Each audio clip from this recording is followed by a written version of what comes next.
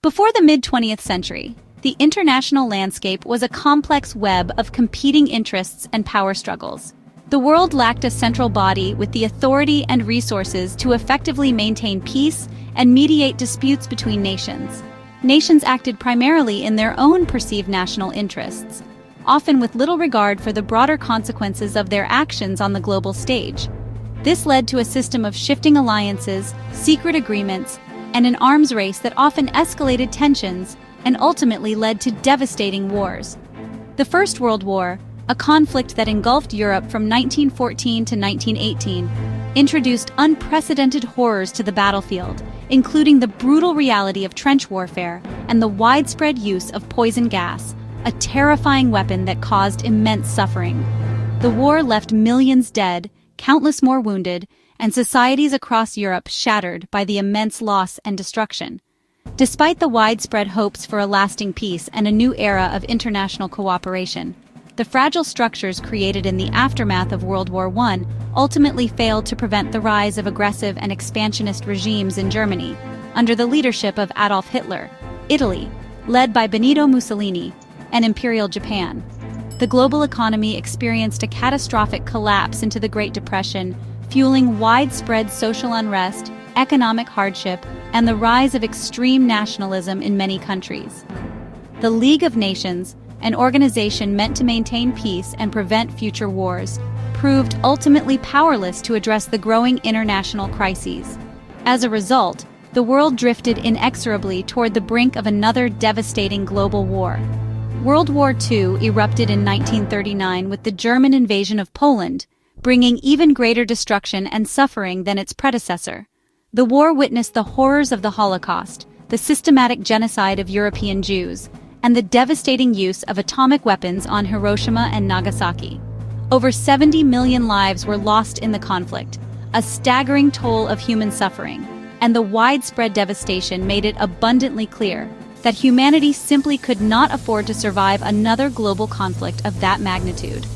A new, stronger, and more effective system for global cooperation and collective security was now not just desirable, but an urgent and absolute necessity for the survival of humankind.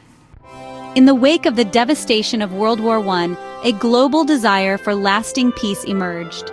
The League of Nations was created with the lofty ambition to prevent future wars and foster international cooperation, a beacon of hope in a world scarred by conflict. However, despite its noble goals, it was flawed from the start, facing challenges that would ultimately undermine its effectiveness. A significant blow was dealt when the United States, a rising global power, never joined the League. This absence weakened the League's authority on the world stage and significantly limited its available resources.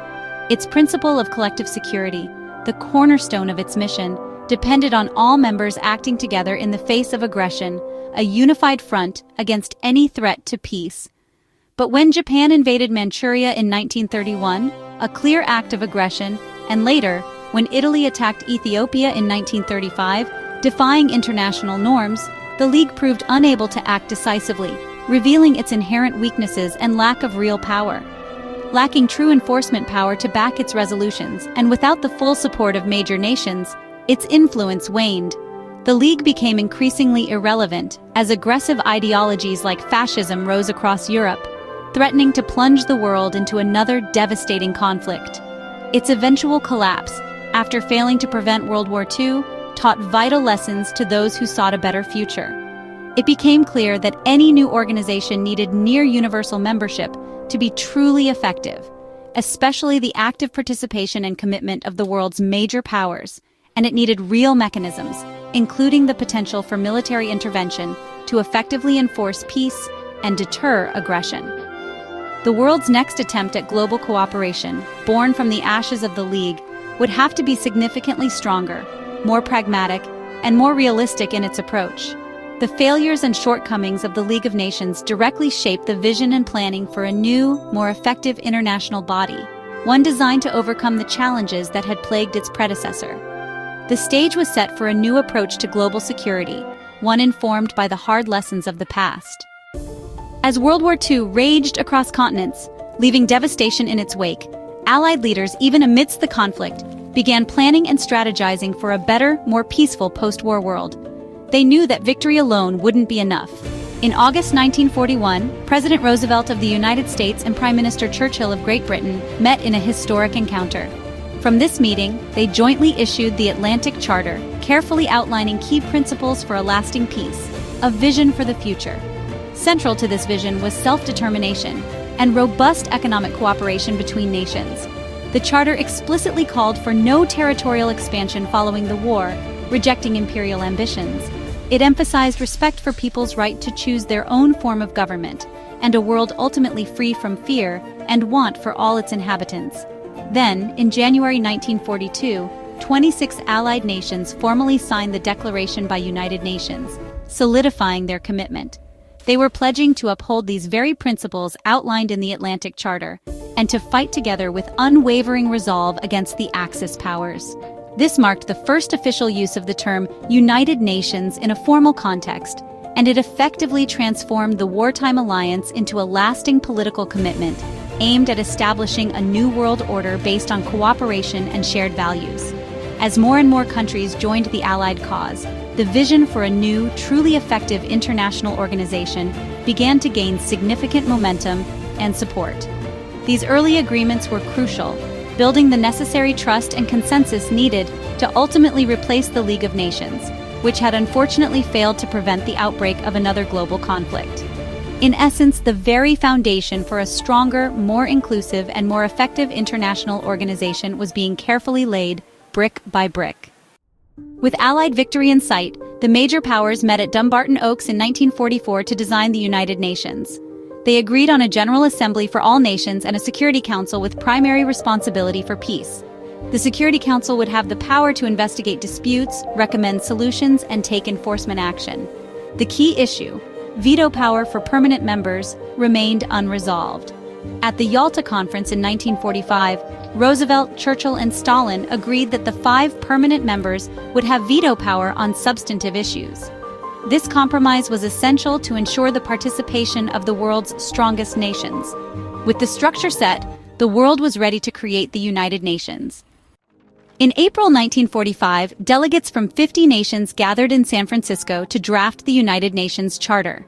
The conference was marked by passionate debate, especially over the Security Council's veto power. Smaller nations pushed for human rights and self-determination, broadening the UN's mission. Ultimately, the veto was accepted as necessary for major power participation. On June 26, 1945, the Charter was signed, and after ratification, the United Nations officially came into existence on October 24, 1945. This day is now celebrated as United Nations Day. The UN was born from the ashes of war with the hope of securing lasting peace. Its charter became the world's most ambitious blueprint for international cooperation. The United Nations' core mission is to save future generations from war. The Security Council can negotiate peace, send peacekeepers, impose sanctions, or authorize force. The UN's 6 main organs include the General Assembly, Security Council, Economic and Social Council, Trusteeship Council, International Court of Justice, and Secretariat. Specialized agencies like WHO and UNICEF address global health, poverty, and hunger. The UN structure is more robust than the League's, with bodies for political, economic, social, and legal issues. Peace is more than the absence of war. It requires justice, development, and human rights. By improving lives and promoting dignity, the UN works toward a stable, peaceful world. Its comprehensive system reflects the founders' vision for lasting global cooperation. Since 1945, the UN has been the world's main forum for diplomacy and conflict prevention. UN peacekeepers have saved millions by protecting civilians and supporting transitions from war to peace. Today's challenges, climate change, pandemics, terrorism, cyber threats, require global cooperation. The UN coordinates responses to these threats, from climate action to health crises. While criticized for bureaucracy and Security Council deadlock, the UN reflects the will of its member states. Despite its flaws, the UN remains essential for dialogue, cooperation, and upholding international law. Its mission, to foster peace, promote development, and defend human dignity, remains as vital as ever. In a turbulent world, the United Nations is humanity's best hope for a common future.